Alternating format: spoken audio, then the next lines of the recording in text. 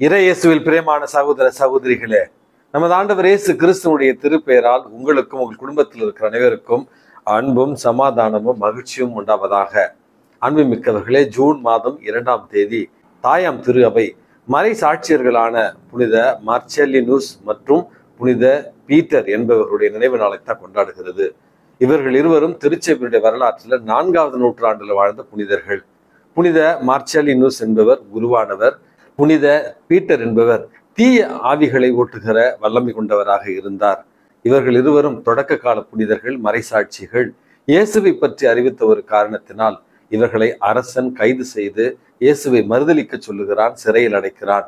சிறைச்சாலைக்கு சென்ற இவர்கள் இருவருமே சிறைச்சாலையில இயேசுவை பற்றி அறிவித்து சிறைச்சாலையினுடைய காவல் அதிகாரி மற்றும் சிறைச்சாலையில் இருக்கிற கைதிகளை இயேசுவுக்குள் கொண்டு வந்த ஒரு காரணத்தினால் வெகுண்டெழுந்த அரசன் டயக்லிஷன் என்பவன் இவர்களை காட்டிற்கு அழைத்து சென்று இவர்களுக்கான சவ குழிகளை தோண்ட செய்து அதே சவ குழிகளில இவர்கள் இருவருடைய தலையை வெட்டி மறைசாட்சியாக கொலை செய்தான் என்று இவருடைய வாழ்க்கையில நம்ம வாசிக்கிறோம்.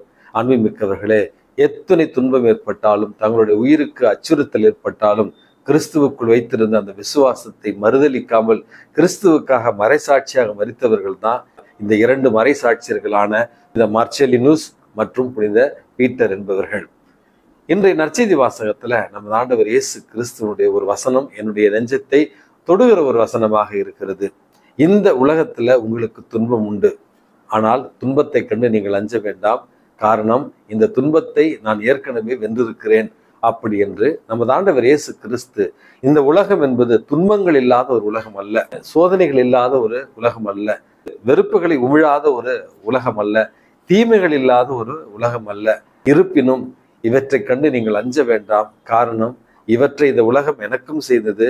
இந்த உலகத்தில் நான் ஏற்கனவே வாழ்ந்திருக்கிறேன். இந்த துன்பங்களையும் வேதனைகளையும் நான் ஏற்கனவே வென்று உங்களுக்காக காண்பித்திருக்கிறேன் என்கிற ஆறுதல் செய்தியைத்தான் இன்றைக்கு நமக்கு நமது ஆண்டவர் இயேசு கிறிஸ்து தருகிறார். இந்த துன்பங்களை நாம் எப்படி வெல்ல முடியும்? அல்லது துன்பங்களை கண்டு துவளாமல் கடைசி வரையில இயேசுவோடு இருந்த 2 புனிதர்களை பற்றி தான் இன்றைக்கு நான் சொன்னேன். அதே போல பழைய ஏற்பாட்டில் நம்ம வாசிக்கிற பொழுது தானியேல் புத்தகத்துல 3 யூத இளைஞர்கள் அரசன் நெபுக்கத் நேசார் அவர்களால் மிரட்டப்படுகிறான். சத்ராக், மேஷாக் மற்றும் அபெத்நேகர் அப்படி என்கிற அந்த 3 இளைஞர்களை பற்றி நம்ம வாசிக்கிறோம் தானியேல் புத்தகத்துல. அரசன் அவனுடைய பொற்சிலையை வணங்க அவர்களை கட்டளையிடுகிறான், அவர்களை வற்புறுத்துகிறான். ஆனா இந்த 3 யூத இளைஞர்களும் என்ன சொல்லுகிறார்கள்? எங்களை நீங்கள் தீச்சூளையில போட்டு எரித்தாலும் அதை பற்றி எங்களுக்கு கவலை இல்லை.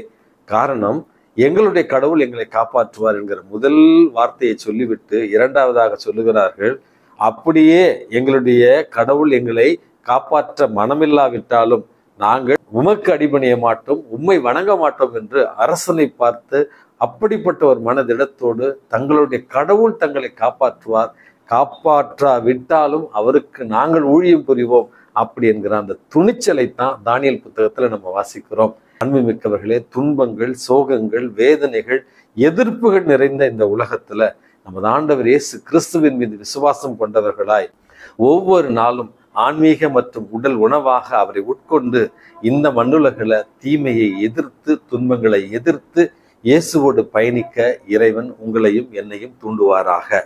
எல்லாம் வல்ல இறைவன் தந்தை, மகன், தூய ஆவி உங்களையும் உங்கள் குடும்பத்தில் இருக்கிற அனைவரையும் நிறைவாக ஆசீர்வதித்து பாதுகாத்து வழி நடத்துவாராக. ஆமென்.